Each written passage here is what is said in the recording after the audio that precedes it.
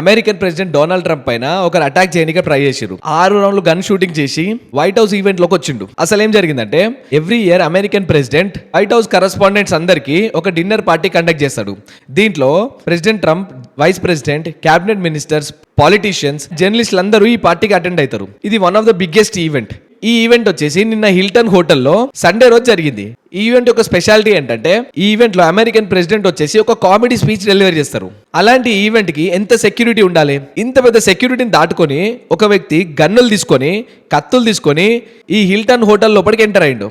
Enter అవ్వడమే కాకుండా 6 రౌండ్లు ఫైరింగ్ చేసిండు. ఎప్పుడైతే ఈ ఫైరింగ్ స్టార్ట్ అయిందో, ఎంబడే సీక్రెట్ సర్వీస్ ఏజెంట్లు అందరూ ప్రెసిడెంట్ ట్రంప్ ని ఇంకా జేడీ వాన్స్ ని స్టేజ్ కిందికి తీసుకెళ్లిరు. అక్కడ ఉన్న సెలబ్రిటీస్, పొలిటీషియన్స్ అందరూ వాళ్ళకి ఇచ్చిన టేబుల్ కింద దాచుకురు. కొంతమంది బాత్రూమ్ లోకి పరిగెత్తారు. ఇంత కేఎస్ సృష్టించిన ఈ ఈవెంట్ ప్రపంచవ్యాప్తంగా సంచలనం లేపుతుంది.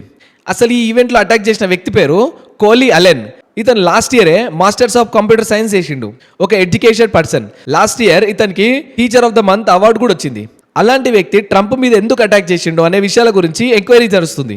ఇక్కడైతే క్లియర్ మోటివ్ ఏం లేదు.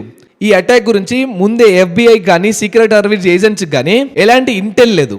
అయితే ఇక్కడ క్వశ్చన్ ఏమవుతుందంటే, ఇంత పెద్ద హిల్టన్ హోటల్లో ఇంతమంది రిప్రజెంటేటివ్స్ వస్తున్నప్పుడు, అమెరికన్ ప్రెసిడెంట్ వస్తున్నప్పుడు, మనకు ప్రపంచం మొత్తం చెప్పేది ఏంటంటే, అమెరికన్ ప్రెసిడెంట్ ఉన్నంత టైట్ సెక్యూరిటీ ప్రపంచంలో ఏ పొలిటీషియన్కి ఎవరికి ఉండదని. అలాంటి ప్రెసిడెంట్ వస్తున్నప్పుడు ఒక వ్యక్తి గన్నులు తీసుకొని ఎలా రాగలిగాడు? ఇక్కడ ఎంత పెద్ద సెక్యూరిటీ బ్రీచ్ జరిగిందో మనకు క్లియర్గా అర్థమవుతుంది. కానీ ఇక్కడ ఒక మంచి విషయం ఏం జరిగిందంటే, ఎప్పుడైతే తన అటాక్ స్టార్ట్ చేసిండో అప్పుడే సీక్రెట్ సర్వీస్ ఏజెంట్స్ అందరూ అలర్ట్ అయ్యి ఆ వ్యక్తిని అదుపులోకి తీసుకున్నారు.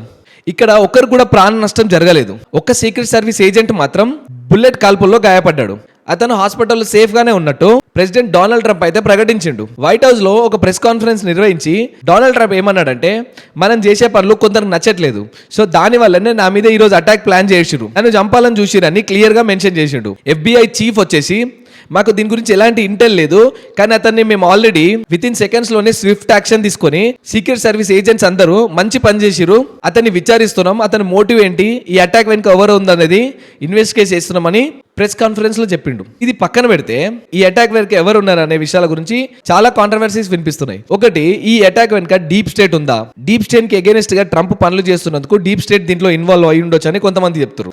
ఇరాన్ మీద యుద్ధం చేస్తున్నందుకు లెఫ్ట్ వాళ్ళకి అందరికి నచ్చక, ఇతను లెఫ్ట్ ఐడియాలజీకి చెందిన వ్యక్తి కాబట్టి ట్రంప్ మీద అటాక్ చేయడానికి వచ్చిండని కొంతమంది అంటారు. దీంట్లో వేరే కంట్రీస్ లైక్ చైనా, రష్యా, ఇంకా వేరే కంట్రీస్ ఇన్వాల్వ్ అయ్యి ఉన్నాయా అనే విషయాల గురించి ఇన్వెస్టిగేషన్ కూడా నడుస్తుంది.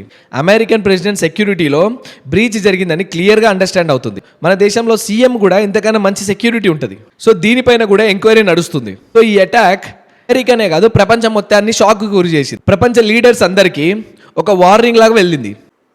ఎంత పెద్ద వ్యక్తి అయినా హీఈస్ అండర్ థ్రెట్ అనే ఒక ఇండికేషన్ పాస్ చేసింది. సో దాని తర్వాత ప్రపంచ లీడర్స్ అందరూ ట్రంప్ కోసం ట్వీట్లు అయితే చేస్తున్నారు. ఈ అటాక్ చూసిన తర్వాత దీంట్లో ఎవరు హస్తం ఉంది అనుకుంటున్నారు? అండ్ ఈ అటాక్ గురించి మీ ఒపీనియన్ ఏంటో కామెంట్ సెక్షన్ లో తెలియజేయండి. వీడియో నచ్చితే లైక్ చేసి ఇలాంటి వీడియోస్ కోసం మన ఛానల్ ని సబ్స్క్రైబ్ చేసుకోండి. Thank you.